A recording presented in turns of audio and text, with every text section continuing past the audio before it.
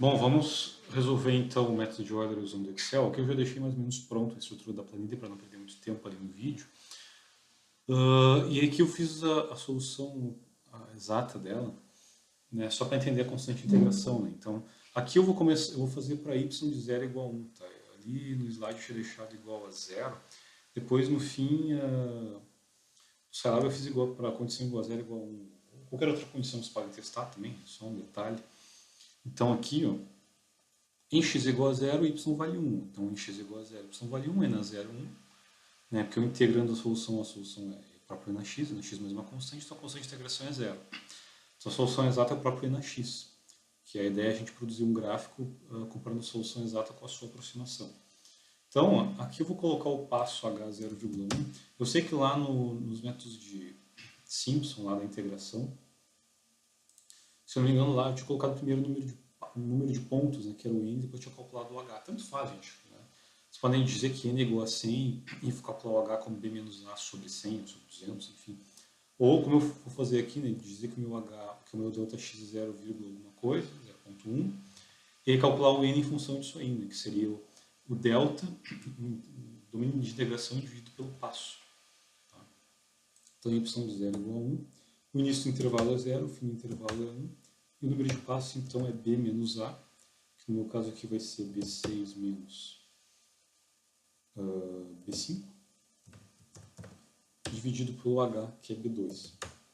Então, 10 passos. Tá?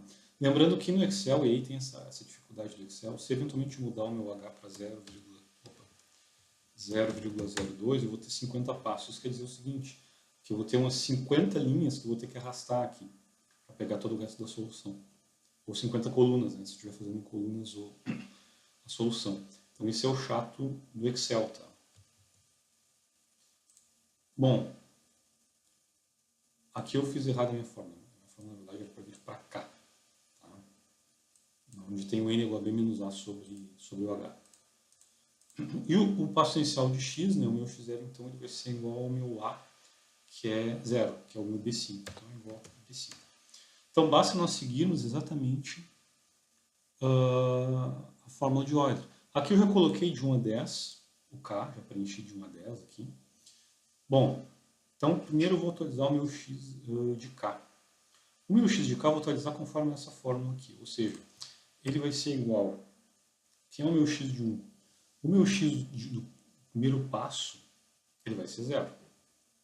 Ou seja, ele vai ser o meu B10 aqui. Ele vai ser 0. O meu próximo x vai ser quem? Ele vai ser o x anterior, ou seja, o x do passo anterior. Então, meu x2 vai ser igual a x1, então ele vai ser igual a B13, mais o h, que seria B2.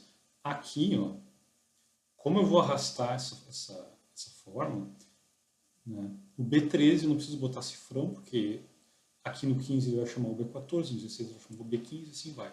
Mas o H, como ele é fixo, eu tenho que colocar um cifrão ali para fixar, para ele fazer sempre referência à mesma célula. Então aqui teria cifrão B, cifrão 2. Eu sempre ponho em maiúsculo, mas não há necessidade. Né? Se vocês escreverem em minúscula e da Inter, ele vai automaticamente colocar em maiúscula tudo. E aí vou dar dois cliques aqui, vou arrastar. Ó. E ele vai completar de 0 até 0,9. Se eu quiser até 1, né, como são 10 passos e eu começo no 0, aí eu vou botar, aí eu teria que ir até 11 passos. Né? Vou botar 11 aqui e fazer sem problema. Então, vamos deixar assim. Esses aqui são os valores onde a técnica de Euler vai calcular a integração aproximada, tá, da função que a gente está trabalhando. Lembrando que se eu tiver dois argumentos de saída, por exemplo, aqui, se eu tiver e na x vezes y, enfim, aqui eu vou ter que escrever o e na x vezes a função, né? E vou ter que colocar o y aqui em algum lugar, tá, para poder chamar o argumento a mais da função. Então agora eu vou escrever, vou fazer separado aqui, eu posso fazer tudo numa linha só isso aqui, gente. Essa fórmula aqui, eu posso colocar tudo numa única célula. Para isso não ficar confuso, eu vou então fazer separado. Vou calcular primeiro em uma coluna o f de x e y, que está aqui. Depois uma outra eu vou calcular o y de k mais 1. Então meu f de x de k e y k vai ser quem? Né? Bom, vamos primeiro fazer o y. Aqui seria o y de k mais 1. Aqui tem um detalhe. Aqui pode ser ou y de k mais 1 ou y de k. dependendo de como vocês forem organizar a célula de vocês aí, pode ser um ou outro, certo? Então, na verdade, até isso aqui eu até poderia chamar essa coluna, em vez de chamar de y de k mais 1 para não confundir, eu poderia dizer que isso aqui é y de k e y de k mais 1. Por quê? Porque ou é um y, tá? Até podem escrever não chamar assim, podem chamar de y aproximado também, tanto faz, tá? Só para identificar. É porque tem várias formas de eu fazer essa conta. Por exemplo, o y, esse primeiro valor aqui do y é a condição inicial, né, que é o nosso y x igual a 0, quando k igual a 1, né, igual a 1. Então esse cara aqui vai valer 1. Ele não é o y de k mais 1. O y de k mais 1 eu vou calcular na segunda linha. Tá. Eu até poderia calcular direto aqui, né? Aí ficaria um pouco mais confuso. Por isso que eu tirei o que eu tinha escrito aqui, que era y de k mais 1. Bom, então, como é a condição inicial, eu vou colocar que isso aqui vai ser igual à condição inicial do y, que é o que está na minha célula B4 aqui. Então, y é igual a B4. Ah, mas por que eu não escrevo direto 1 aqui? Porque é aquela história, se eu tiver um problema muito complexo, eventualmente se eu quiser modificar as condições iniciais de contorno, é mais fácil modificar em uma célula só e todo o resto da planilha se atualizar conforme isso, do que eu ficar digitando o número, né, em cada uma das posições da planilha. Então, vocês têm que aproveitar o poder que a planilha dá para vocês.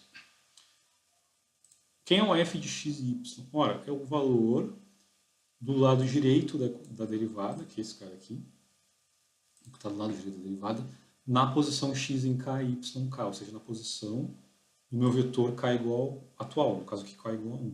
Então, como o que está do lado direito da minha derivada é na x, então isso aqui vai ser esp, e só tem x, né? Do valor de x na posição k igual a 1, né? Que é o que está à esquerda aqui, né? Vai sempre fazer referência ao que está à esquerda aqui nessa coluna, que no caso aqui seria o B13, esp de B13. E o valor exato, que é o valor da exponencial, né? Que é o n x. Igual aqui. Coincidência, como a equação é muito simples, né? Vai ser o próprio esp de B13. Né? Depois, quem vai ser o meu y de k mais 1? O y de k mais 1 é só seguir a fórmula. Ele vai ser o valor anterior, que no meu caso aqui vai ser o B13, mais o passo, que é h, então tem que botar cifrão B, cifrão 2, porque eu vou arrastar essa célula aqui, e ela tem que fazer referência à mesma célula do h, vezes o f anterior. Quem é esse f anterior aqui? É esse cara aqui, ó, que eu acabei de calcular, vezes C13. Aí já vou deixar esse cara arrastado aqui. Tá? O y exato vai ser o valor da solução exata se ela tiver, né? No caso aqui, usando o meu argumento de x para aquela iteração k, então aqui vai ser simplesmente eu pegar esse cara aqui e arrastar ele até embaixo. Né? Bom, agora eu tenho que terminar de atualizar o meu f aqui que eu não terminei. Então, ó, é o esp de B13. Como ele é e na x de k, né, porque não tem y, então basta eu dar 2 cliques aqui e atualizar e não vai ter problema nenhum. E vejam, essa aqui é a solução aproximada. Tu vê que deu bem próximo da solução exata. Claro que se eu diminuir o meu h, se eu colocar h0,01, vai ficar cada vez mais próximo. Claro que eu vou ter, no caso, 100 passos, né, para chegar até o meu ponto, para fazer a integração do ponto a igual a 0 até b igual a 1, eu tenho que arrastar isso aqui até o 100, porque eu modifiquei aqui o número de passos. Tá? Modifiquei o número de passos, senão eu vou conseguir ver a solução inteira. Então está resolvido aí o método de Euler.